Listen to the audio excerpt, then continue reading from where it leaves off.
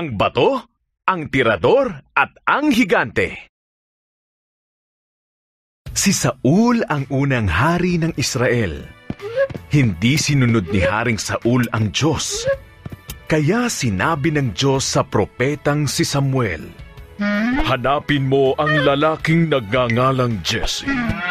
Isa sa mga anak niya ang magiging bagong hari.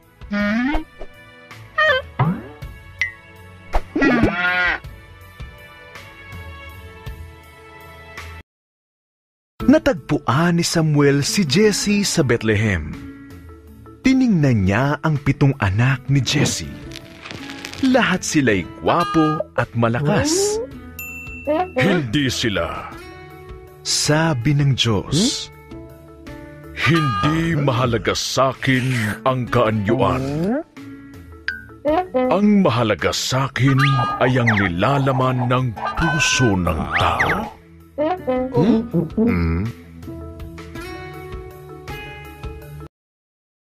Pinadala ni Jesse ang bunsong anak niyang si David na nag-aalaga ng mga tupa. Nakita siya ni Samuel at sinabi ng Diyos na, siya ang napili ko.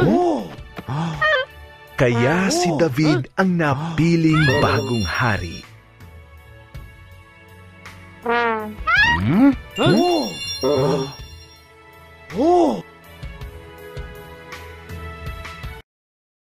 Hindi nagtagal, nakipaglaban ang Israel sa mga Filisteo. Isang higanting sundalong Filisteo na tinatawag na Goliath ang naghanap ng kalaban mula sa mga Israelita. Subalit, takot ang lahat ng mga Israelita.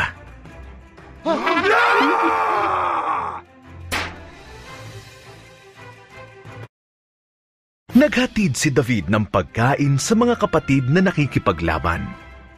Narinig niya ang hamon ni Goliath at hindi siya natakot.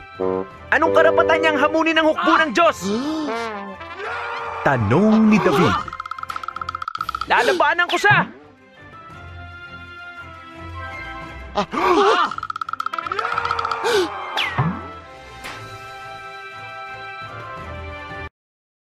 Gulat na ibinigay ni Haring Saul ang armas kay David.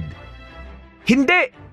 Sabi ni David, tinulungan ako ng Diyos na patayin ang mababangis na hayop. Tutulungan rin niya ako laban kay Goliath. Kumuha si David ng 5 bato at tirador.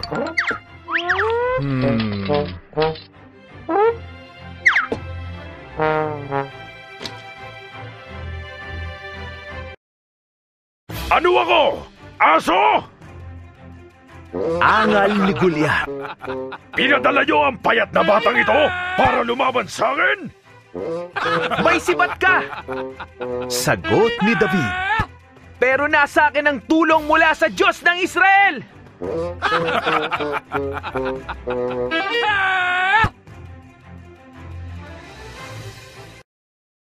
Nilagyan ni David ng bato ang tirador niya at binato ito. Tumama ito sa noo ni Goliath na nagpabagsak sa kanya. Natalo ng mga Israelita ang mga Filisteo. Sa tulong ng Diyos, si David ay naging isang bayani.